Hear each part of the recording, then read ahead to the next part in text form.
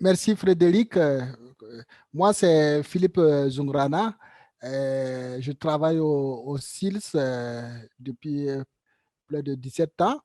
Et donc, actuellement, j'ai en charge la coordination régionale du programme régional d'appui, gestion des ressources naturelles, changement climatique.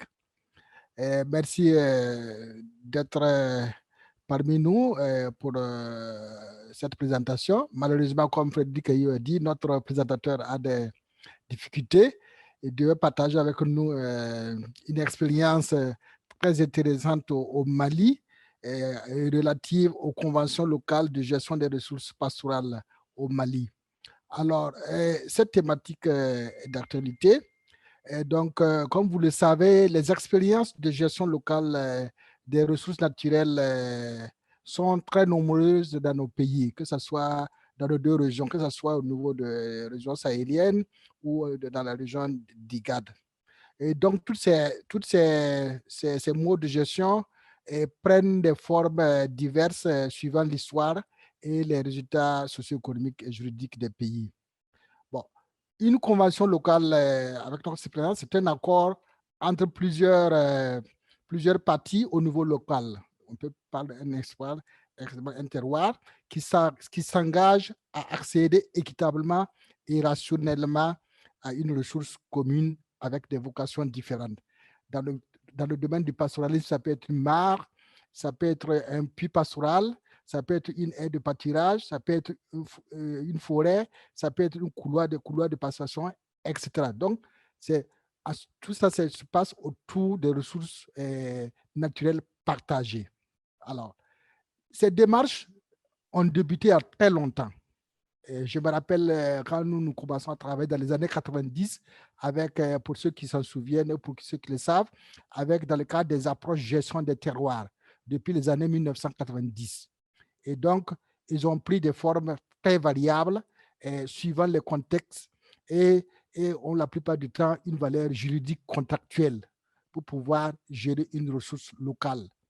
Alors, si je prends dans le cadre du SILS, dans le cadre de nos projets, anciens projets, nous avons accompagné les collectivités territoriales, nous avons accompagné des groupes socio-professionnels à mettre des conventions locales au niveau d'une ressource partagée pour pouvoir partager. Donc, il y a toute une démarche, je dirais, toute une ingénierie sociale qu'il faut bâtir pour pouvoir aboutir à une convention locale, à un consensus vers la gestion de la ressource qu'on veut partager.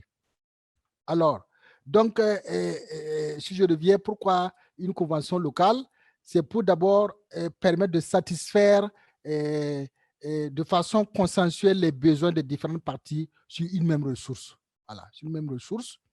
Et également aussi permettre de prévenir ou régler tout conflit entre les usagers autour d'une ressource partagée. Ça peut être une ressource même transfrontalière, et ça peut être une autre chose.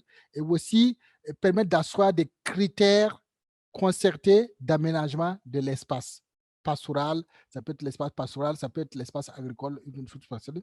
Et aussi garantir aussi une utilisation équitable et durable de la ressource. Et quand il y a une convention locale, ça permet aussi non seulement que les gens puissent de façon équitable accéder à la ressource, également aussi ça permet aussi de préserver la ressource. Bon. Le véritable problème, c'est que ces conventions locales n'ont pas souvent dans certains cas de caractère juridique. Ce sont des communiqués qui s'entendent pour travailler, pour mettre en place cette convention. Mais ça dépend aussi des pays, du contexte réglementaire et législatif des pays. Avec le développement de la décentralisation, certaines collectivités, il y a des transferts de pouvoir à certaines collectivités pour la gestion des ressources locales. Et donc, par rapport à la prise à certains textes, par exemple, quand je prends le Niger, par exemple, la commission foncière, la COFO qui est là, qui regarde tout ça. Donc, certains pays sont en avance par rapport à la réglementation à la matière, mais d'autres pays aussi sont en retard. Donc, c'est pour, voilà, en guise d'introduction, je vais laisser la parole à mon cher Kousbé de compléter avant qu'on puisse engager les débats. Alors, merci Philippe. Donc, merci parce que finalement, c'était une introduction parfaite à ce discours. On va laisser M. Touré présenter. Alors, Diko Alousseni nous a rejoint. Je vais juste lui expliquer un petit peu le changement. Comme il n'arrivait pas à se connecter, on a demandé à 2 de nos experts de la session à parler de leur expérience. Donc, en fait, c'est parfait parce que ça a enrichi le débat. Moi, j'ai retenu surtout l'absence de caractère juridique. Donc, c'était des accords. Donc, j'aimerais bien qu'on revienne sur ce défi-là, à gérer un petit peu le caractère non juridique de ces conventions. C'était très intéressant. Donc, on va laisser la parole de toute façon à M. Touré parce qu'on lui a promis. Et puis après, on reviendra, Diko, vers vous si vous êtes d'accord. Quelques petites minutes à M. Touré, parler de son expérience. Et puis à vous, Diko. D'accord? Ok, il n'y a pas de souci. Je m'excuse. Pas de problème. Merci bien. Je ne vais pas priver Diko du plaisir de présenter sa communication. Je vais juste dire deux mots à la suite de Philippe qui a bien présenté l'expérience des conventions locales. Dans le contexte du pastoralisme, je voudrais juste souligner le fait que bon, le foncier pastoral donc, est confronté à 2 défis majeurs. Le premier défi, en lien avec évidemment la mise en œuvre des conventions locales, le premier défi, c'est le défi de la recomposition des espaces ruraux dans toute la zone sahélienne et dans toute la zone de l'Afrique de l'Ouest, sous l'effet des changements institutionnels, des changements socio-économiques, donc tout ce qui est augmentation de la pression foncière, modification des systèmes agroécologiques, la croissance de la demande en produits, et évidemment, il y a les aléas climatiques. Donc, cette recomposition entraîne une modification des équilibres entre les activités agricoles et pastorales. Donc, les équilibres anciens sont bouleversés et on a de nouvelles concurrences pour l'accès aux ressources naturelles, toutes les ressources, surtout les plus stratégiques, tout ce qui est résidus, tout ce qui est point d'eau, tout ce qui est zone de bas-fond, etc. Donc, le premier grand vraiment défi, c'est cette recomposition des espaces ruraux qui doit être prise en compte dans toute tentative de mise en œuvre de conventions locales. Le deuxième défi, c'est que c'est un peu les effets collatéraux de la politique de décentralisation pour le pastoralisme. Philippe en a parlé.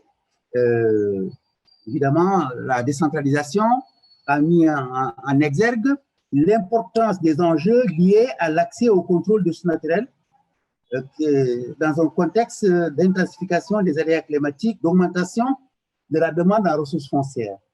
Donc, avec la responsabilisation des instances locales de décision, on a une accentuation de la compétition entre les acteurs qui cherchent chacun à exercer des droits sur des ressources naturelles qui constituent la base de ces activités de production.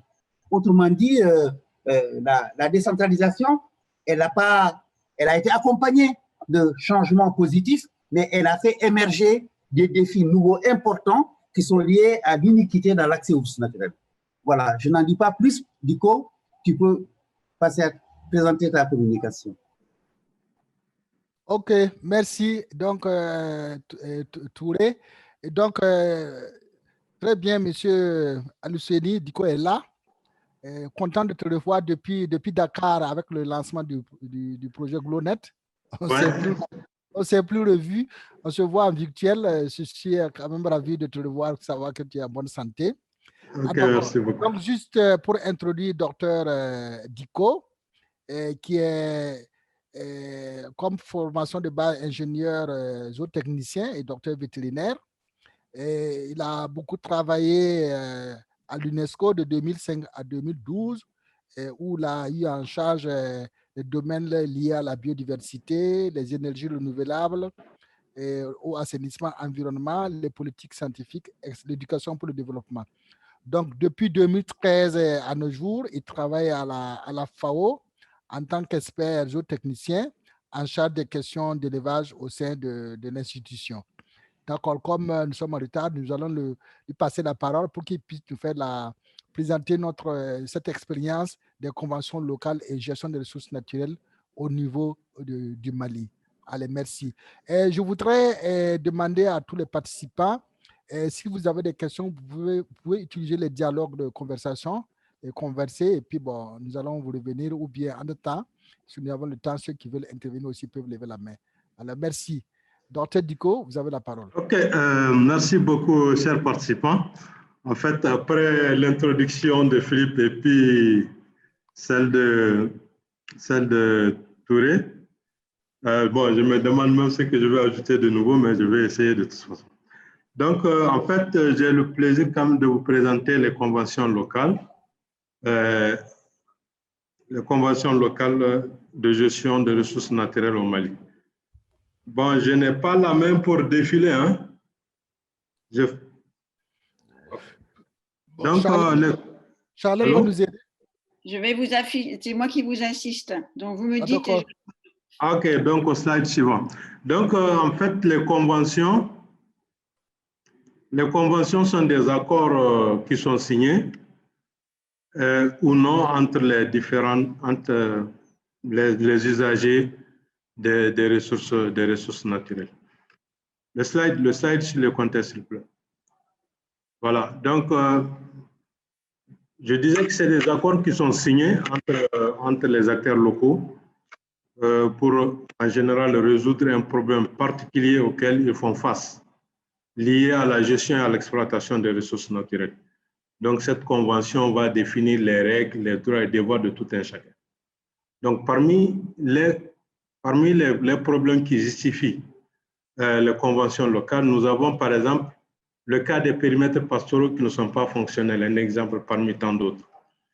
Dans la région ouest du Mali, l'État a fait beaucoup de forages dans les périmètres pastoraux, mais après, ces périmètres pastoraux ne sont plus fonctionnels parce que simplement les comités de gestion qui sont là n'arrivent pas à bien gérer.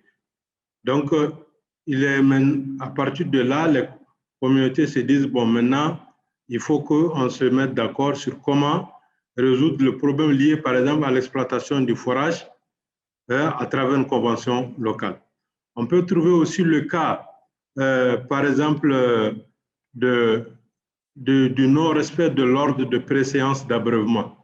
Vous savez, sur un point d'eau, il y a plusieurs éleveurs qui viennent et tout le monde veut abreuver ces animaux en première position. Donc, ça crée des conflits. Ça peut justifier une convention pour que les gens puissent se dire, bon, voilà les règles de gestion d'abreuvement des animaux autour de ces points d'eau. Vous pouvez trouver, au moment des pistes de passage, vous pouvez trouver des endroits où les éleveurs, les agriculteurs refusent de faire un passage aux animaux pour accéder soit à un point d'eau, soit au pâturage. Et là aussi, ça peut faire l'objet d'une convention. Donc, c'est tout un ensemble de problèmes autour desquels les populations, les communautés locales veulent vraiment trouver une solution durable, peuvent faire l'objet d'une convention locale. Donc, nous avons plusieurs cas ici. Bon, je ne vais pas venir cas par cas, mais j'ai donné juste quelques exemples. Slide suivant. Donc, si ces problèmes ne sont pas résolus, ça crée beaucoup de conflits. Nous avons vu, il y a le cas, par exemple, d'une ONG CERCAD, c'est un centre d'études et de recherche de communication pour le développement, sur les ressources naturelles, a identifié en 2017 75 cas de conflits, dont les 25 sont intercommunautaires et 75 sont intracommunautaires, entre la communauté, qui peuvent être de 40 sont fonciers et 23 sont liés à la chefferie traditionnelle.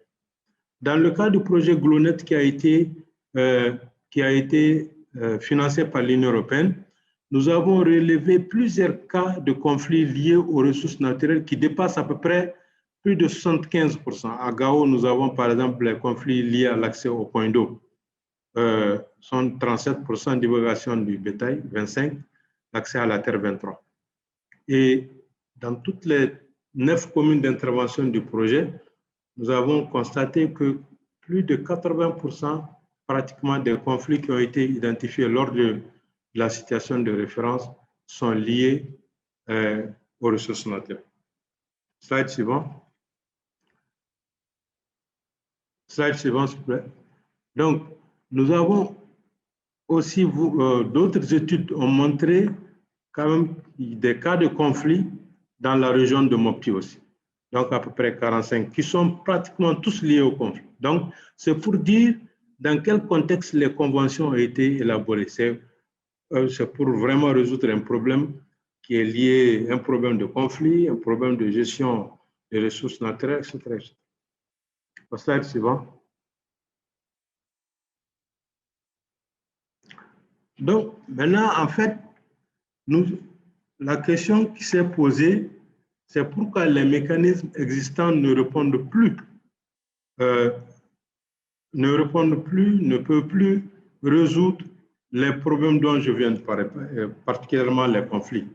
Pourquoi? On s'était posé cette question et les quelques éléments de réponse que nous avons vus sont liés à l'affaiblissement des mécanismes traditionnels existants.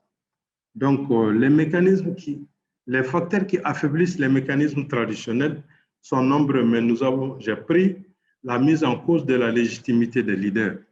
Nous avons vu à Tombouctou qu'il y a des cas, 23% des cas liés à la chefferie. Donc, des fois, les populations qui se sentent frustrées ne respectent plus les acteurs, les gens qui ont été désignés pour résoudre les conflits pour plusieurs raisons. Soit ils estiment qu'eux aussi doivent rentrer dans la cour des grands pour juger et pour prendre des décisions comme tout le monde, ou bien ils se disent que non, c'était vieux, il faut que nous les jeunes on rentre. Donc, il y a aussi dans ça, dans la légitimité des leaders, il y a aussi des cas comme ça. Des cas comme ça où les gens rejettent pratiquement l'autorité qui est là. Ça affaiblit les mécanismes traditionnels. Il y en a beaucoup d'autres exemples que nous pouvons donner qui justifient réellement pourquoi ces mécanismes traditionnels sont affaiblis. Mais l'une des causes qui est très fréquente, c'est la légitimité des leaders. Il y a aussi des conventions locales qui sont obsolètes. Donc, obsolètes parce que ne répondent plus au contexte actuel. Donc, on ne peut plus les prendre comme document qu'on pourra exhiber pour dire, bon, voilà, on va résoudre tel ou tel problème. Donc, ces conventions ne sont plus d'actualité. Il y a aussi les cas de la justice défectueuse dans la résolution des conflits. Défectueuse, ce qui est caché derrière, c'est vraiment l'injustice, en fait. Vous voyez, quand, par exemple, il y a un conflit là, entre l'éleveur et l'agriculteur, l'éleveur peut donner 4-5 bœufs, je ne sais pas, à la justice, ou bien que des opérateurs économiques viennent, ils s'imposent dans la zone, et le problème va au niveau de la justice. Et maintenant, c'est peut-être le plus offrant qui gagne. Donc, c'est ça le problème de cette justice défectueuse dans la résolution des conflits. Il y a aussi le comportement individuel des exploitants. Il y a des gens, quelle que soit la justice, même si elle est correcte, quelles que soient les modalités de mise en œuvre de la convention, transparence, principe d'égalité, je ne sais pas, participation inclusive, il y a des gens par nature, ils n'acceptent pas ce qu'on leur impose. Donc, c'est lié deux fois au comportement. Et là, on le trouve le plus souvent dans l'ordre de préséance d'abreuvement. Il y a des éleveurs, quand ils viennent, pour eux, j'ai 3000 têtes, donc ils foutent du pied tout ce qui est là. Donc, il y a ce comportement qui est là. Il y a un élément très fréquent au Mali qui est lié à l'absence de l'État dans certaines localités pour faire respecter les clauses. Donc, il y a ça. Il y a aussi l'inéquité dans l'accès aux ressources naturelles. Donc, nous avons ces éléments-là que nous avons pu regrouper pour essayer de comprendre pourquoi ces mécanismes qui existaient ne répondaient plus aux problèmes qui ont posé. Donc, en termes d'impact, l'impact négatif est là. Parce que dans le cadre du projet GLONET dont je parlais, sur les 12 derniers mois de l'étude de la baseline, les populations ont déclaré que leurs conditions étaient meilleures avant. Donc, ça veut dire que la crise est venue aggraver un peu ces critères et venir aggraver un peu leurs conditions de vie. Et il s'ensuit évidemment la pauvreté, il s'ensuit également l'enrôlement des jeunes dans les rangs des groupes armés, il s'ensuit aussi l'abandon des terres et puis une perturbation des circuits de transhumance. Donc là où les transhumants ont l'habitude d'aller, ils n'iront plus parce que il y a peut-être des conflits là-dedans, il y a l'insécurité et puis ils vont ailleurs. Slide suivant. Donc, je disais aussi que les conventions au Mali datent de très longtemps. Donc, nous les trouvons pratiquement sur toute l'étendue du territoire et dans différentes zones agroécologiques. Donc, que ce soit dans le delta intérieur du Niger, que ce soit dans le Mali Sud, que ce soit à l'est du Mali. Donc, on le trouve partout dans ces zones, dans différentes zones agroécologiques, on trouve les conventions qui ont été élaborées et mises en œuvre et qui couvrent plusieurs domaines, que le domaine forestier, par exemple la coupe de bois, le domaine pastoral, la délimitation ou bien le balisage, le domaine piscicole, le domaine agricole. Donc là aussi, ça couvre un grand domaine d'intervention et évidemment de zones agroécologiques différentes. Slide suivant. Voilà. Et ensuite, au-delà de ça aussi, la convention peut être une convention au niveau du village. Là, elle est une convention villageoise. Elle peut regrouper deux villages, elle est intervillageoise, ou bien elle regroupe aussi une commune, elle est communale, convention communale, ou deux communes ou plusieurs communes, donc intercommunales. Mais quelle que soit la couverture territoriale, il y a trois raisons, trois modalités essentielles de mise en œuvre de conventions. Soit c'est pour valoriser les règles locales, les populations se décident de faire une convention, soit pour appliquer une loi, un texte, par exemple le code pastoral, le code forestier, peut faire l'objet aussi d'une convention, ou bien le cas d'un contrat public-privé, un opérateur économique d'une capitale qui peut atterrir dans un village, faire un contrat d'exploitation de bois au niveau communal. Donc, ce sont pratiquement ces trois modalités qui sont très courantes dans l'application des conventions. Le slide suivant. Donc, quelle que soit la modalité, je dis, quelle que soit la typologie, quelle que soit la couverture géographique, quelle que soit la justification, l'approche, elle commence d'abord par une prise de conscience de la population. C'est la population elle-même, c'est là qui est important. C'est la population elle-même qui se décide maintenant, vu le problème qu'elle est confrontée, de le résoudre, en commençant par une assemblée générale et en demandant l'appui de l'autorité en place. Donc, une fois que la réponse est positive, donc tout le processus de mise en œuvre de la convention commence par les rencontres de concertation où il faut identifier les différents acteurs qui peuvent faire quoi, parce que les services techniques, qu'est-ce qu'ils peuvent faire, les ONG, les communautés, etc. Donc, vous identifiez d'abord les parties prenantes lors des ateliers de concertation. L'étape suivante, c'est les ateliers de diagnostic où on diagnostique le problème et à partir de là, les solutions. Et tout ça est regroupé dans l'étape suivante sous forme d'un document de travail qui est la convention. Donc, cette convention qui va définir les règles, les droits et devoirs de tout un chacun vis-à-vis du problème qui a été identifié. Donc, une fois que la convention est élaborée en forme de document qui est là, qui décrit tout, en ce moment-là, l'étape suivante, c'est faire la restitution pour les communautés. Bon, voilà ce que nous avons décidé, voilà les règles, les droits et devoirs de tout un chacun. Si c'est validé, si la restitution valide, on va à l'étape suivante qui est à l'approbation de la convention. L'approbation, c'est la signature du maire, si c'est par exemple au niveau villageois, ou bien de la commune, du préfet, si au niveau communal. Donc, quand ça c'est validé et signé, un document qui est légitime, entre guillemets légal, j'ai dit entre guillemets légal parce qu'on va parler de ça. Donc, le document qui est signé maintenant, approuvé et tout, va faire l'objet d'une grande diffusion au niveau de toute la communauté. Si c'est au niveau du village, tout le village aura une copie, ou bien on va passer par des séances de diffusion pour décrire le contenu de la convention, les rôles et les responsabilités de tout et chacun. Et après, il y aura des structures qu'on va mettre en œuvre, qui vont mettre en place un comité de pilotage qui va essayer de suivre la mise en œuvre de la convention. Et puis, le comité de suivi qui va essayer d'évaluer de temps en temps et voir si, par exemple, il y a eu des réadaptations ou bien il y a besoin de rélecture de la convention.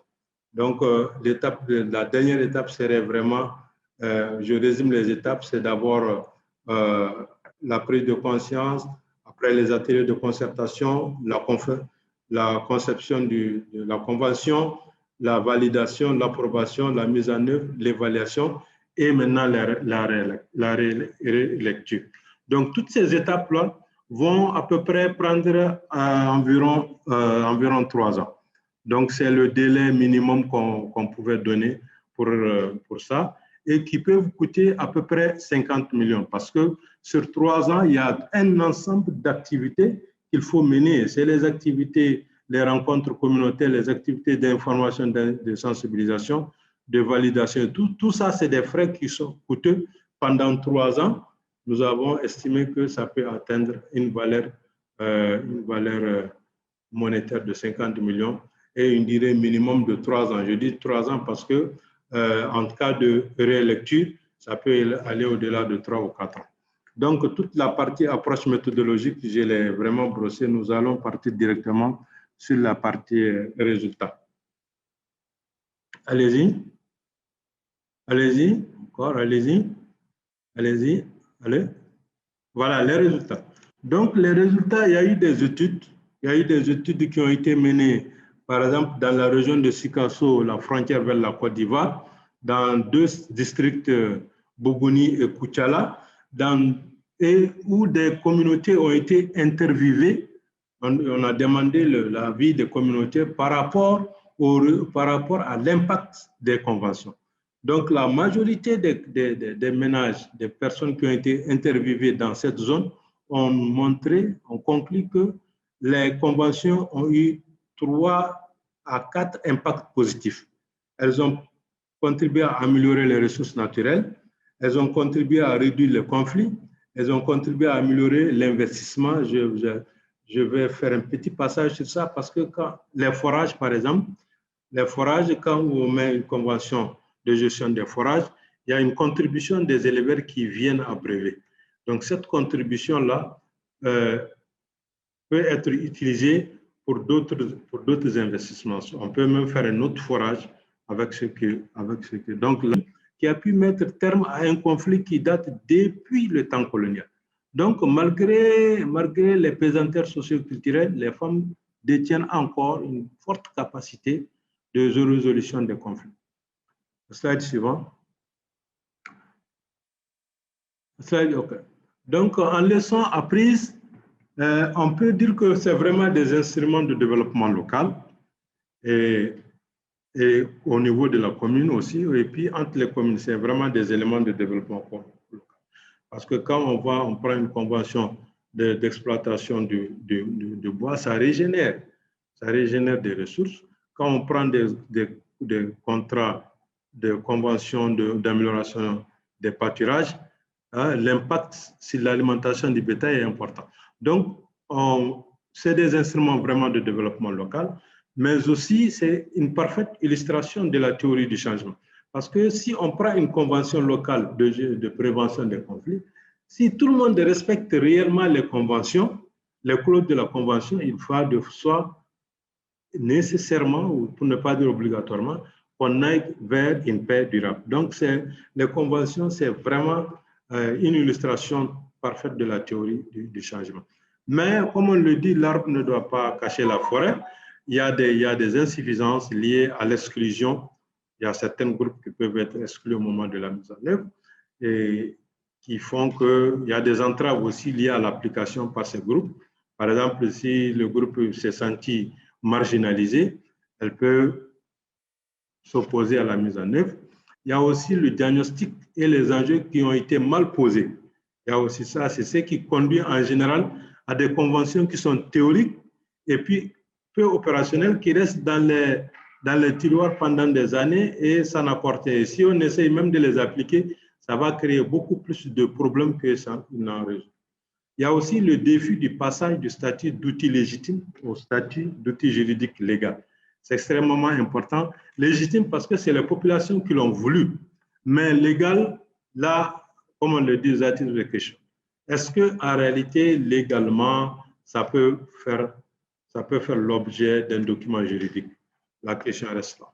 Il y a les risques d'accaparement de ces outils, des conventions, par des élites et les couches prééminentes au niveau local. Exemple, si un opérateur économique vient dans un village, il signe une convention, bon, lui, il peut s'accaparer de cette convention. Il y a ces risques qui existent. Slide suivant.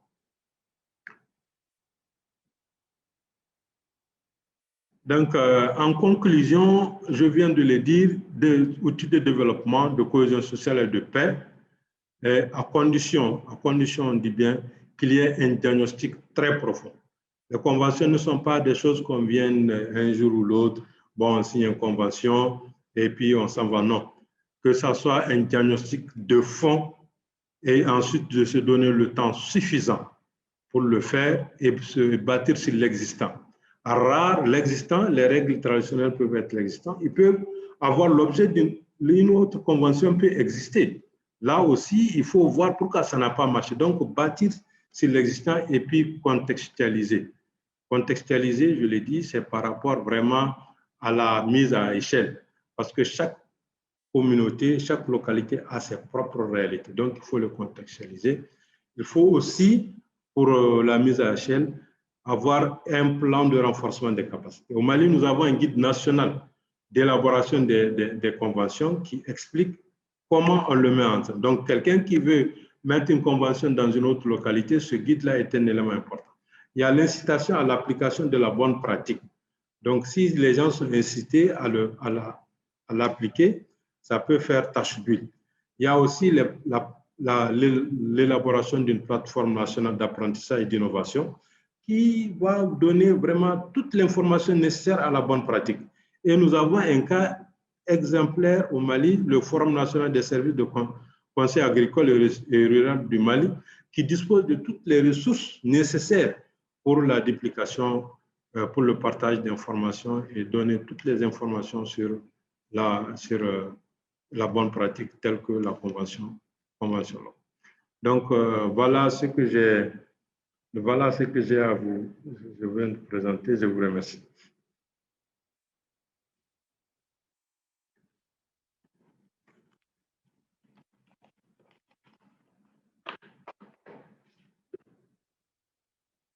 Philippe, je vous laisse prendre le relais. Oui, merci beaucoup. Et merci, Dr Dicko, pour cette très belle présentation qui nous présente le cas, l'expérience du Mali en matière de ces conventions locales. Et merci, vous avez situé le contexte dans lequel ces conventions locales sont nées, ont été créées, bon, pour faire place à une défaillance au niveau des mécanismes traditionnels de gestion, à l'absence de l'État, etc. Et puis pour également aussi pouvoir prévenir et gérer les conflits. Et donc, ça donne de très bons résultats. Mais les principaux défis majeurs que vous avez cités, c'est surtout le défi lié au passage du statut d'outil légitime à un statut d'outil juridique légal. Donc, je ne vois pas de questionnement ou bien au niveau de la boîte de dialogue, mais bon, peut-être pour orienter le débat. Et moi, j'aimerais que vous reveniez par rapport à votre conclusion. Vous avez parlé de la mise à l'échelle. Est-ce que vous pouvez nous dire, est-ce que les conventions locales sont un outil qui peut permettre d'être utilisé à grande échelle? Parce que dans le cadre du renforcement de la résilience des populations, notamment des populations agro-pastorales face à notre région. Les deux régions sont très sujettes à une forte variabilité climatique. Est-ce que cet outil, même s'il y a les aspects juridiques qui ne sont pas encore utilisés, peut être mis à l'échelle pour renforcer les capacités d'adaptation et de renforcement de la résilience de nos populations locales? Est-ce que vous pouvez revenir? C'est une première question. Voilà.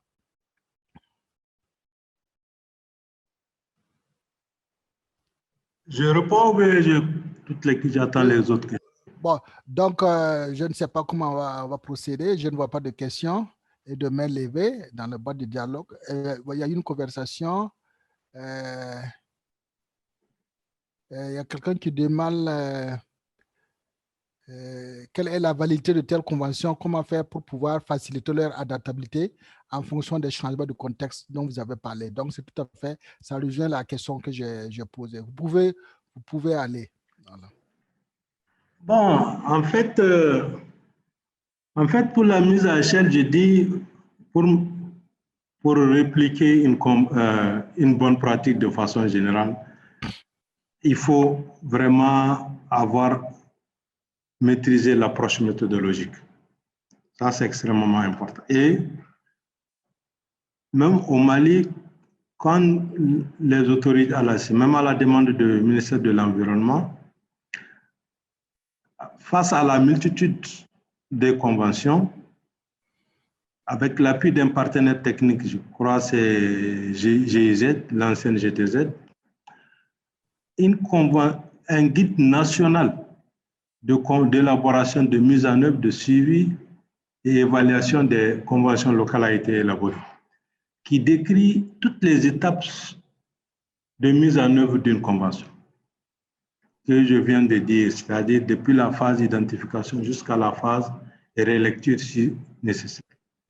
Donc, quelqu'un qui maîtrise cette méthodologie d'élaboration, la thématique qui peut changer. Si, par exemple, vous avez une convention, vous êtes face à un problème de balisage, c'est les éleveurs qui ont refusé, ou bien les éleveurs ont refusé de camper leurs animaux, ou bien c'est les agriculteurs qui ont refusé de laisser un passage aux animaux. Vous voyez, une convention de ce genre est différente peut-être d'une convention dans laquelle c'est la cohabitation entre maraîchers et éleveurs. Ou bien si une convention d'exploitation de bois. Donc, c'est la même procédure qui va suivre, qui est de la concertation entre les différents acteurs, qui est aussi le diagnostic. Donc, c'est la même procédure pour l'appliquer. Mais la thématique, elle est différente. Maintenant, si la thématique est différente, c'est là il y a les besoins de diagnostic profond et puis il y a les besoins aussi de contextualisation. Il y a aussi des besoins de prise en compte de l'existant. Sinon, l'approche méthodologique, quelle que soit la thématique qui est là, l'approche méthodologique, elle est là. Et la mise en œuvre aussi, donc, qui décrit ces... Mais en termes d'adaptation, en termes de contextualisation, c'est là que ça diffère. On peut le répliquer dans n'importe quelle zone, à condition d'en maîtriser l'approche méthodologique.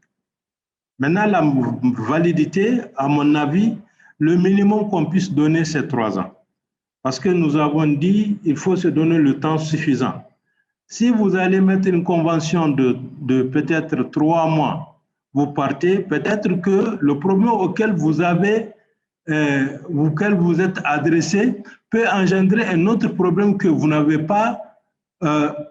pas pu identifier par manque de temps ou par faiblesse de diagnostic. Donc, la durée minimum, c'est 3 ans. Donc, comme c'est une décision de communauté, le minimum qu'on peut avoir, c'est 3 ans. Et maintenant, si en cas de relecture, il y a eu des nouvelles donnes, l'exemple, par exemple, au moment de la convention, la mobilité pastorale, des éleveurs qui viennent dans la zone où on doit prendre en compte leurs prérogatives, la convention peut être revue pour ajouter les besoins de ces transhumants. Et là, si elle dure 3 ans, elle peut augmenter, ou faire 4 ans ou faire 5 ans. Ce qu'il faut éviter, ne pas avoir des conventions très courtes et qui ont été élaborées de façon très hâtive et avec un diagnostic un peu plus faible. Je ne sais pas si j'ai répondu aux questions, mais... Ok, merci, vous avez répondu. Est-ce qu'il y a d'autres intervenants, d'autres questions? Je ne vois pas. Ou bien peut-être je vais passer là. Bon, il y a une autre question qui me tient à cœur par rapport au défi lié au foncier. Dans l'optique de l'aménagement foncier et du développement de l'économie locale. Vous avez parlé tantôt, quel est le rôle des communautés, des communes, des collectivités territoriales? Parce que la plupart de nos pays sont engagés dans un processus de décentralisation.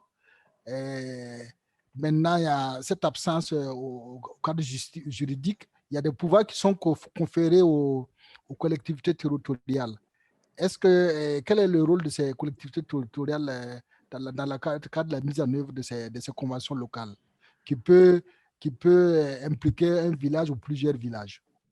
Bon, effectivement, ça c'est dans le cadre de la décentralisation, parce que la convention locale, je l'ai dit, elle peut être orale ou écrite. Et au moment de la mise en œuvre de l'élaboration de la convention locale, après l'Assemblée générale de la communauté, elle adresse une correspondance à l'administration locale qui est là. Au Mali, dans le cadre de la décentralisation, il y a les collectivités territoriales. Donc, au niveau des collectivités territoriales, ils peuvent adresser une correspondance si c'est lié, parce que dans le cadre de la décentralisation, il y a eu un transfert de compétences. Et dans ce transfert de compétences, le foncier est lié. Le foncier fait partie. Donc, les communautés peuvent adresser une correspondance à la collectivité territoriale par rapport à ça.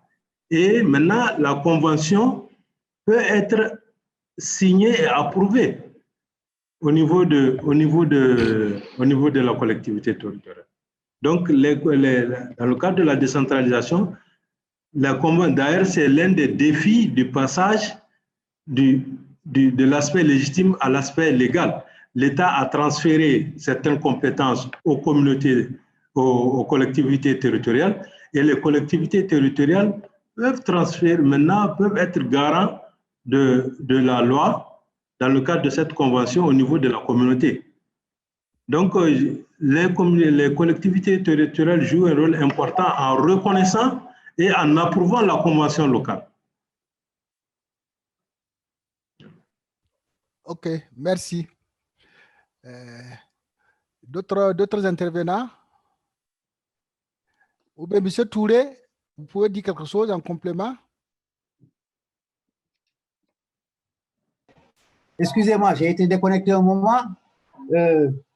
Sur cette question-là, je crois que le point le plus important, c'est... Vous m'entendez? Oui, on vous attend.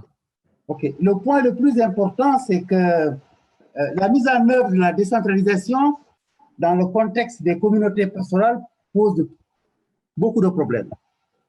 Ils sont liés d'abord au fait que les groupes pastoraux sont rarement représentés de façon satisfaisante dans les instances locales. Et de plus, ces groupes n'ont pas les compétences pour remettre en question les préjugés qui influencent les processus décisionnels locaux et nationaux, les prises décisionnels locaux qui concernent la gestion foncière. Dans la plupart des zones pastorales du Sahel,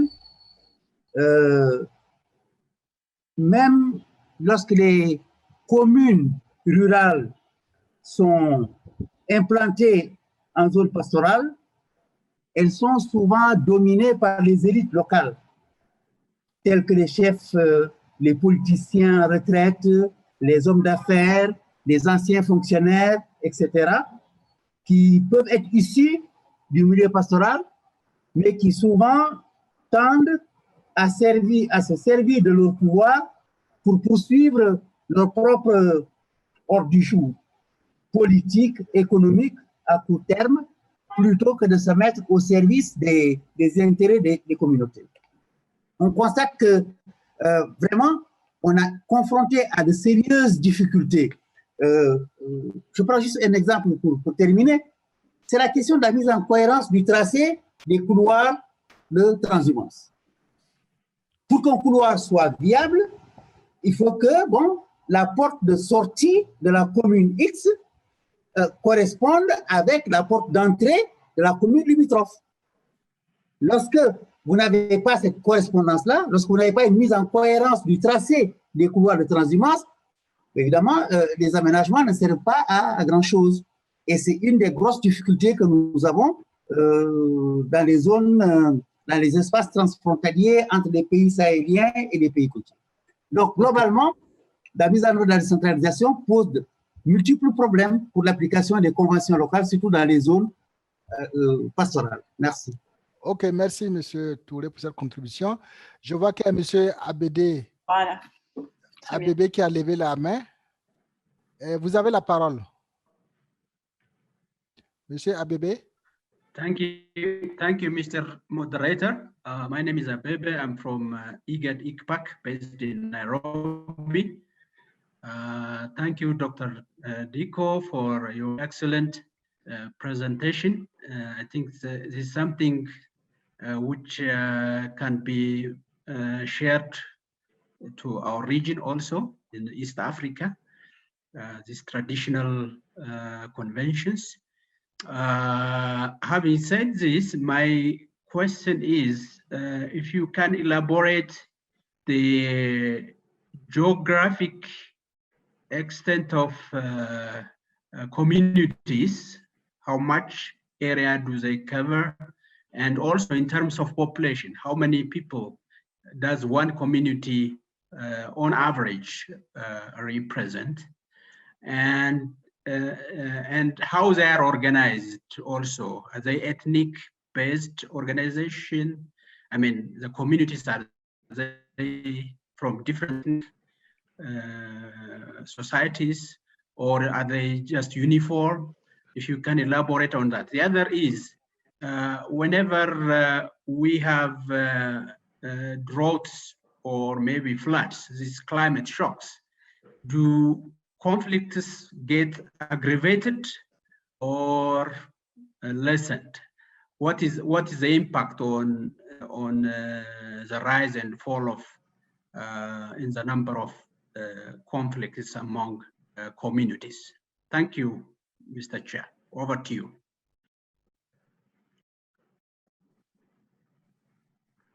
OK. Donc, le temps nous manque. On va donner la parole à Dr. Diko pour répondre. Ensuite, nous serons obligés de clôturer. Voilà. Dr. Diko, vous avez la parole. Bon, en fait, je réponds par la dernière question par rapport à l'aggravation des conflits. Bon, le contexte, peut-être Touré pourra me compléter. Le contexte actuel du Mali, honnêtement, les conflits augmentent. Nous avons vraiment des cas de conflit. Même hier, il y a 2 jours, tout un village a été encerclé par des groupes armés pendant une semaine. Et ça a provoqué beaucoup de déplacements dans les communes. Donc, pour le cas concret, pour le cas du Mali, c'est vraiment les conflits sont une tendance d'aggravation. Mais il y a quand même encore de l'espoir par rapport aux accords, à l'accord d'Alger qui est là, qui peut être un élément qu'il faut prendre pour réduire le conflit. Par rapport maintenant à la couverture géographique, dans mon intervention, J'ai dit au Mali, les conventions ont été élaborées dans les trois principales zones agroécologiques du Mali, que ce soit le delta intérieur du Niger, que ce soit le Mali Sud, que ce soit le Mali Nord. Donc, et ça a couvert pratiquement niveau village. Vous pouvez en avoir entre les villages, entre les communes, au niveau commune, vous pouvez en avoir. Et même au niveau transfrontalier, il y a des conventions. Donc la couverture géographique, elle n'est pas limitée. Elle peut couvrir plusieurs zones. Et impliquer aussi plusieurs groupes ethniques, socio-professionnels. C'est là l'intérêt même des conventions locales. Parce que si elle est faite pour une communauté, ou bien si elle est faite pour une ethnie, où est maintenant le caractère inclusif des conventions? Parce que le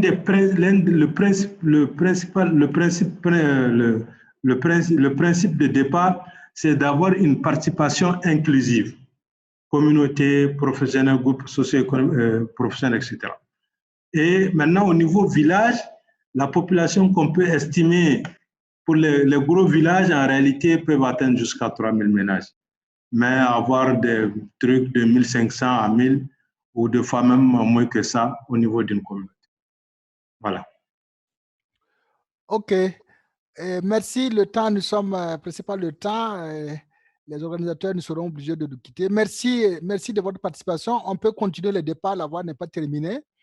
Vous pouvez aussi, à travers les halls d'exposition, aller voir les outils postés. Par exemple, dans le cadre du SILS, nous avons les expériences du PRAPS, le projet régional sur le pastoralisme, et il y a d'autres expériences en matière de convention locale, en matière de prévention et gestion des conflits. Alors, merci à tous. On vous souhaite une excellente soirée et on se retrouve demain pour la suite. Bye bye. Merci, Dr. Diko. Merci. Voilà. Bye bye à vous tous. Merci beaucoup. Au revoir. Bye. Merci. Au revoir.